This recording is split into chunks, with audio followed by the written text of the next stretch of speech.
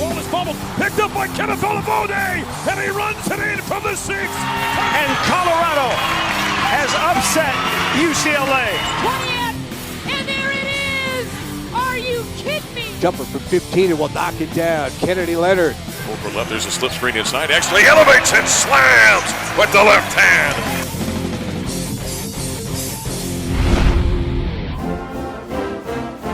We're extremely excited to be playing in San Antonio in the Valero Alamo Bowl. San Antonio is a phenomenal town. They love football in that town, and playing Oklahoma State. First time we've played a Big 12 opponent since we left the Big 12, so it's exciting. Oklahoma State's an excellent football team, really high-powered. Mike's done a great job there, and it's going to be a heck of a football game with a great atmosphere, and pretty sure to be a full sellout. And we're excited about Colorado going to the first bowl game they've been to, and I guess it's the first one in 10 years. So it's exciting for us, and getting that monkey off our back of the bowl games is a lot of fun. Our kids will be really excited about it. They got exams coming up, so they're probably not as excited about that. But once they get exams through, we'll be rolling into practices and everything that we'll be doing for the game. Yeah, I'm really excited. I haven't been back to Texas and played a game there since high school. I always play on the West Coast and in the Pac-12, so it's pretty nice to go home. I mean, if you'd asked me at the beginning of the season where we'd be at, it would be hard for me to say that we'd be at this point, honestly. So, we didn't go to the Rose. USC's a great team. They're going to the Rose Bowl, so we're going to go to the Alamo Bowl and we're going to play good there. Yeah, it's nice for some downtime. I don't think I've ever been in a position where I've played up until this point, until last Friday, because our season's been ended early. But it's nice to have some downtime. Obviously, we'll be working out and stuff, but we're just looking forward to the bowl. A lot of good learning points for the younger guys for what a winning tradition is at this university, and kind of the more we can work on our skills and on our what we do out there on the field. So I think it's definitely an advantage for the young guys, because up until this point, I haven't had to practice in the month of December really at all. For the first time since 2007, the Colorado Buffaloes are bowl-bound. The coach is happy about it. Bus Nation is happy about it. Mark Johnson and B.G. Brooks. We're going to be there. We're happy about it. Welcome into the Stampede. Colorado gets the bowl bid to go play Oklahoma State, so it's an old Big 8, Big 12 matchup. And I guess it might not be what Colorado was looking for, maybe hoping for, B.G., but it's a great bowl game going down to San Antonio. Yeah, it's a great bowl game, and CU has a history down there. We're there in 2002, lost to Wisconsin in overtime, 31-28. So the Buffs, at least the Buffs from that era, knew the lay of the land. These guys haven't been to a bowl since 2007, so it's going to be a new experience for them. Obviously, for Colorado, heading into the weekend, the hope was win the Pac-12 championship game and then see what happens. And maybe the most likely scenario there would have been going to the Rose Bowl. Even with the loss, though, with Washington going to the Final Four, thought maybe the Buffs could go to the Rose Bowl, but I guess maybe politics played on that. USC is heading to Pasadena. Yeah, and I think if CU hadn't slipped below USC in the final CFP rankings, then there would have been a shot at CU going to the Rose Bowl. But you got to make the best of the bowl game that you're in. And from my history of dealing with bowl teams, if you don't go to a bowl game ready to play, if you don't want to be there for any reason, you got real trouble. So that's what I think Mike McIntyre and his staff are going to have to deal with in prepping for the Alamo Bowl, is to make sure that they're all geared up. And having not been to a bowl since 2007, you would think that won't be a problem. Yeah, I was going to say the Buffs haven't been to a bowl game in 10 years, so they better be excited no matter where they're going. Certainly an interesting matchup. You've got the 10th-rated Buffaloes, number 11 Oklahoma State. Gary Barnett and I were joking on the radio broadcast of the championship game the other day. They're not playing a lick of defense in the Big 12, so this could be kind of a fun matchup between the Buffs and Cowboys. Well, it could, and I watched Oklahoma State on Saturday, and Oklahoma State's a good team. Oklahoma State can put some points on the board, good quarterback, really good skill players, so the Buffs are going to have their hands full. Well, the Pac-12 title game certainly was a grand event in Santa Clara at Levi's Stadium. In fact, a lot of alums back, including Rashidi Barnes. I am loving that we are here. It's great that everyone is back. One of the things that I love about this Colorado family is that when we come together strong. And as you know, Californians, they flock to Colorado, University of Colorado. So it's just like we're back at home. They play very, very hard. They have a lot of resolve. One of the things I love about this team is that no matter what, they find a way to pull it out. Seems like anytime the Buffaloes are in the state of California, there's always a great turnout of Buffs fans, and there certainly was at Levi Stadium last weekend. Yes, the Buffs did not win the Pac-12 title game, BG, but I think there's great momentum and value for the Buffaloes to have advanced to that title game, don't you think? Oh, no doubt. I mean, anytime you can play for a championship game in your conference, huge deal.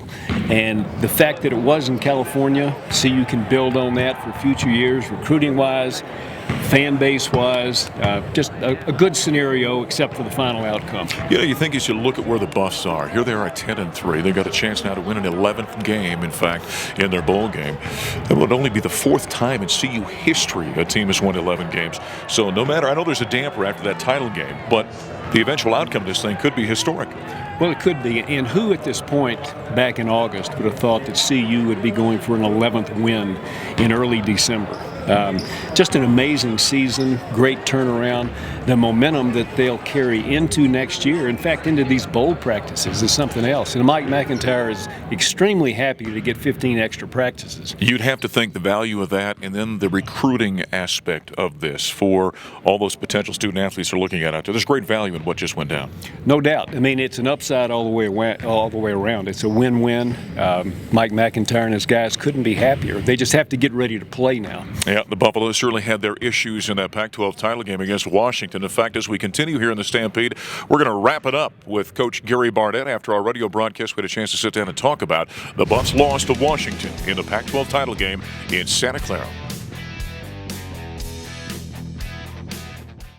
On 2nd and goal, it's Lindsey again. He's in. Touchdown, Colorado. What a response from the Buffs. Well, that puts a damper on a great regular season. The Pac-12 title game here in Santa Clara at Levi Stadium does not go the way of the Colorado Buffaloes as they fall to number 4 Washington, 41-10. Hi, everybody. Welcome into the Stampede. I'm Mark Johnson along with Coach Gary Barnett. Coach, that was awful tough. After a great 10-win regular season, Buffaloes come in here and fall flat against the Huskies. Well, you know, it was easier than we thought it was going to be for the whole year until we got to this point, and it's supposed to be hard. And it was really hard. You know, they got outplayed in so many different ways. You know, we heard Cepho talk about how matchups, it's all about one-on-one matchups in a game like this, and it was. And Washington won almost every one of those matchups, and the Buffs fell short almost every time. Generally, you can watch a football game, and when you watch what happens in the trenches, that'll tell you who's going to win. And this one was totally dominated up front, I thought, by Washington. No question, Mark. Washington's offensive line should get the MVP trophy. They gave it to the freshman corner or defensive back that intercepted 2 or 3 or 4 or whatever it was. But the offensive line totally for Washington dominated the game.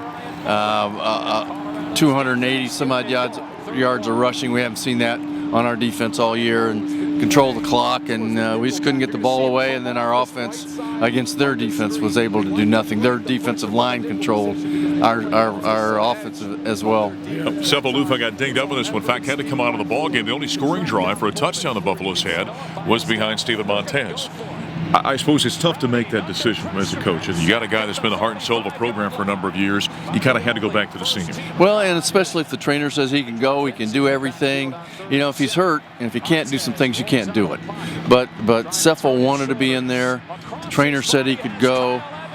You know, it's a hard thing. And, you know, it's really hard. It's hard on Steve Montez. He wants to be in there, and he feels like he can do something. And but this is a different situation because this kid, Lufau, has been everything to this football team, and he is everything to those players. And we heard Alex Kelly say he'd take a bullet for that guy, and that's how every one of those guys feel about him. So it's one of those decisions the coach you make, and you just hope it works out, and sometimes it doesn't, and it didn't tonight. Yeah, Cepho ended up throwing 3 interceptions, in fact, one of them a pick 6, all coming in the third quarter. The Huskies scored 17 points, in fact, in that third quarter, and that's where this ball game really got away. What shouldn't be lost in all this is the fact that the Buffaloes have won 10 games. Only 4 teams have ever won 11 games. They've still got that possibility of the bowl game, but I know it's a bad taste. It hurts at this point, but it's something that shouldn't be overlooked, the fact that they've had a great season. Absolutely. But you know, when you look at this game tonight, it wasn't good for either team. Right. And the Pac-12, in my opinion, did not make a great showing. And so it means bowl game-wise, if they can get over this game, then we're an attractive 10-win team. If they can't get over this game, then we're not an attractive 10-win team. So we'll have to see how that goes as far as the bowl goes. But you hate to end it like this, the regular season, but it is what it is. And we've got to wait till the dust settles and see how they look at the attractiveness of a Colorado team at 10 wins. You've been in this situation as a head coach. How do you massage this moving forward if you're Mike McIntyre and his staff? Well, you don't have time to massage it. I mean, what happens is you got to go recruit tomorrow, and you really got to put it behind you. It's like an interception or a bad play. You got to go to the next one. And tomorrow they're going to be out recruiting, bragging about a 10-3 season, and then at the same time trying to figure out how to plan and where they're going to go for the bowl game. And so, you meet with your kids. I think the most important thing he says is what he said tonight, not what it is tomorrow. You tell them, and I think Mike said to them that he's proud of them. They had a great year. They have a chance to be the 4th team in CU history to win 11 games, and let's get over it. And trust me, players will get over it. By the time they get on the plane tonight, they will be over it. That's just the way they are, and they bounce back. And then I think it comes down to how you handle it, whether you show them the film or not. I don't know that I would show them the film. But have your coaches go over it. Oh, yeah, my coach is going to look at it. I'm going over it with them, by the way. But you don't have a lot of time to do that either. You can't believe how busy the next 3 weeks are for a coach and for a team. So there's not much you can do. I think the most important thing is what he said tonight. Well, the Buffaloes are still a 10-win team. The Pac-12 title game didn't go as they hoped, 41-10 the final. Stay with us here in the Stampede as we continue. We'll start talking basketball after the break. Left block, backing his way down. Fortune to the paint. Hook shot with the right hand is up and good by Josh Fortune as he posted up the smaller J.D. Page. Up quarter, left side to White. Pulls up. 3 ball is on the way. Right between the eyes from downtown. 3 ball number 5 in the season for White, and we're tied at that one. Jarek White's got the offensive rebound, dumps it inside, extra, he elevates and slams with 2 hands. And that's the first points by Xavier Johnson. And back in the Buffalo Stampede, I'm Mark Johnson, joined now by senior guard for the Colorado men's basketball team, Josh Fortune, as the Buffaloes went 1-1 this past week, dropped a game right here at the Coors Event Center against one of their rivals, Colorado State, and one on the road against Portland over the weekend. Let's kind of glance back to that CSU ball game. Certainly a disappointing affair. Road teams won each of the last 3 years in that series. Come back and give us a comment or two about the Rams contest. Yeah, it's definitely a bad loss for us. I feel like we could have won that game. We just came out kind of slow and never really got back up the pace with it. I think the one thing that was kind of confusing to anybody that watched that one, the coach always preaches +8 rebounding. Guys end up +9 in that one. Hold the opposition to below 40% shooting. You held them to 39%. It was the offensive side of the court that kind of affected you guys that contest. Yeah, we know our shots might not fall every night, but we got to focus on our defensive rebounding and really focus on that, and we can win games on defense. So we got to be better at that. I think watching you guys are such a very good offensive team at times. You're a good shooter. I mean, you go down a stretch. XJ's a good shooter. On and on and on. Not to have the ball falling. Explain then, and that's going to happen at times, you said, not hitting foul shots. You guys at one point had missed 14 foul shots in that game. Is that a mental thing, do you think? I mean, it's kind of just, just got to go to the line and be confident and shoot the free throw. We know we can make free throws. We do it in practice all the time. So we just got to get in the game and be confident. Here you guys sit at 6-2 right now. How would you assess the season up to this point? I think we're at a good spot. We got a big game coming on Wednesday against Xavier. So I think we have some good games up to now. We just got to be ready. How about the youngsters on this team? Let's talk about the freshmen. DeLeon Brown, Bryce Peters in the backcourt. How would you grade those young fellas? I think they played good for us. They come out the bench and gave some energy for us on defense and knocked down shots when they're open. So that's what we need from those guys. When you have young guys come in like that, are pretty talented. They kind of push you veterans, don't they? They do, yeah. Bryce and DeLeon, both talented wings, and do good in practice, help us for the games. How about Lucas Seward? I mean, here's a big fella, kind of a stretch forward, can step out and shoot the ball pretty well. Were you a little surprised when he came on campus the way he can shoot the rock? I mean, I kind of knew he could shoot from playing with him in pickups in the summer. So he's just a stretch forward that can, stretch the floor for us and get down low and get some rebounds for us. How about your mentality being a senior, knowing this is kind of your last go-around, your final year of college basketball? little extra motivation, a little extra focus, would you think, realizing it's your final year? Yeah, being it just the last go-around, I want to, take every game like it's my last because it is. So, just go out there and give 100%. Okay, now the Buffs move on to Portland over the weekend. Certainly not an easy ball game. It was your first true road test of the season. They already had played a couple of neutral site games, but you go to a Portland team that featured a very good backcourt, didn't they? Yeah, they had two good wings that they had, and they kind of tested us. So we had to be on our P's and Q's. Another slow start. You know what we should do here? I got XJ's behind the camera right now, kind of making fun of us right now. Maybe Xavier Johnson should step in here and do the right. You want to? One Johnson? Get on in here. You talk to your teammate. There you go. Come on down and ask some questions. Thanks, Mr. Johnson. So, Mr. Fortune, who's your favorite player on the team? My favorite player on the team? That guy number 44. I don't know his name, but it's pretty good. It's pretty good. Sounds like a good thing. Are you think we're ready? You think prepared for Xavier coming up? Yeah, man. We just gotta we gotta have everybody 100%. We can't come out lackadaisical because they'll jump on us. So we gotta come out strong. We'll be good. Well, good luck to you and good luck to me. And up next we have JR Payne coming up next on Buffalo Stampede. Busy weekend for the Buffs, and you can follow all of it by checking out the media schedule at cubuffs.com. Men's basketball tips off against number 7 Xavier on Wednesday night at 7 p.m. That game is on the Pac-12 Network. The women's team takes on Colorado State Thursday night at 7 p.m. and is also on the Pac-12 Network. And finally on Saturday, men's basketball is on the road at BYU for an 8 p.m. tip-off. That game will be live on ESPN2. As always, you can check out cubuffs.com for all upcoming games and where you can watch them. They don't remember last year at all. No, they don't. Smith, whoa, three from up top, and she'll knock it. Kennedy drives in, bounces to Robinson, double clutch layup, good. Robinson, or Kennedy doing? The CU Buffs have upset 15th ranked Kentucky here in Boulder, 79-69. Back in the Buffalo Stampede, how about the CU women's basketball team ranked in the top 25 for the first time in a number of years, sitting at 8-0 in the season. JR Payne, the head coach, is with us. You guys are on fire right now.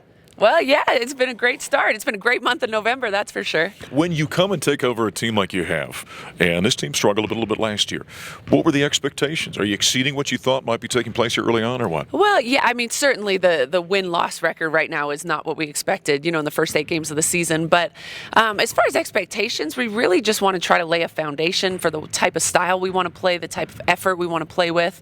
At the beginning of the year, someone said, what are your goals? What are, at the end of the year, what's success? To me, success would be really understanding how we want to play the game. So, yeah, the record's just a huge bonus. That's fantastic right now. 8-0 on the young season. Now, here a week and a half ago, the first time we've had JR on since, the Buffaloes knocked off number 15 Kentucky. And I guess when we talk about basketball, I always look for those marquee wins, those resume-building wins. Yeah. That would be one of those for you. That would be a huge win for us, yeah. At the time, Kentucky was ranked 15th in the country. For them to be able to come into Coors Event Center, for us to come out with that type of confidence, and it was just a fantastic win for our program. They actually had a huge win at Oklahoma last week, so they're continuing to do well, which then again continues to help us. When you look at this early success, what would you say the team is doing well? Why is it playing at this level? I think the biggest thing is confidence. I think if you were to come into our locker room, talk to any of our players, 1 through 13, I would say they feel really good about themselves, about each other, about what we're doing, and that's a big factor. After that victory over the Wildcats here at the Coors Event Center, it was a great scene. Players up in the stands, they were shaking hands and kissing babies, and a little bit of community outreach for your team. Yeah, and it's, for us, that's what this is about. We want to play hard, have fun, but the community that they're embracing and in turn is embracing them is something that's real special for us. And back in the locker room after the ball game, Coach Payne had some great inspiring words for her team after upsetting number 15 Kentucky.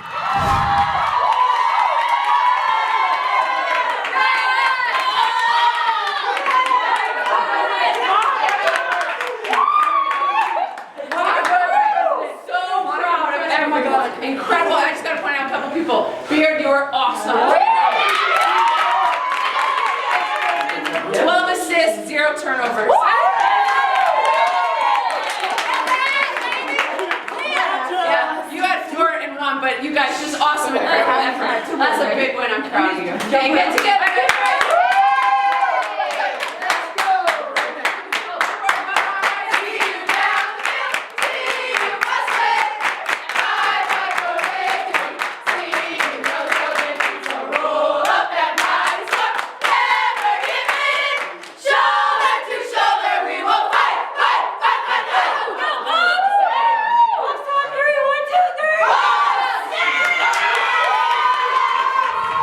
So great words after a victory over the Wildcats. Since then, JR's team has won 2 more. In fact, blowout wins over Southeast Louisiana, 112-54, and then took care of Idaho State over the weekend, 85-56. You need to play the Cleveland Cavaliers here next, the way you're playing. I mean, oh boy, I don't know about that. It has been really fun. From the time that we got here, we talked about being an up-tempo team, being aggressive to score the basketball, and I think we're seeing that certainly in these last 2 games. Yeah, Buffalo's been very good offensively, shooting the ball well, moving the ball well. What have been the keys there? Well, I mean, we're shooting the ball really well, and we're moving the ball well. I mean, we've had a lot of different people be able to score the ball for us, which has been nice. 2 of our, better scorers are coming off the bench right now, so there really is no drop-off in our offensive production. But yeah, I mean, again, it's confidence. We come out, we're ready to let it fly. All right. Coaches will always tell you, JR included, offense will come and go, but defense always travels. How have you been defensively? We've been pretty good defensively, too. We've been able to have some games where everyone's been able to play. We've been able to try some different things with our zone, with our press, with, man-to-man.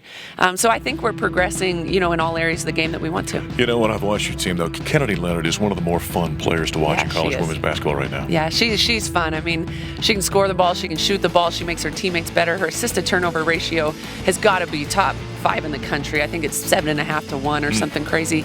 But yeah, she's fun to play and fun to coach. All right, you got a test coming up on Thursday night, rivalry game. It's the Rocky Mountain Showdown women's basketball. Colorado State coming in here. You know what happened with the men here. You guys got to be careful on Thursday. Well, and Colorado State women are a good team. They won 30 games last year, which not too many teams in the country did. So they're experienced, big, skilled. They're very good. It'll be a great matchup. And that's a game where fans are encouraged to wear black. They want this entire place draped in black, and I know you want a big crowd here for that one. It'll be great to have all the fans in Coors Event Center. Yeah, the rivalry games, you ever have to be careful of kind of the emotion of that? Yeah, there is a lot of emotion that goes with it. I think last year's game was really close, so this year should be a great matchup as well. All right, Coach, keep up the good work. All right, thank you. All right, JR Payne, the Buffaloes 8-0 with the Rams coming to town on Thursday night as we put her up in the Buffalo Stampede. We'll talk to you down the road.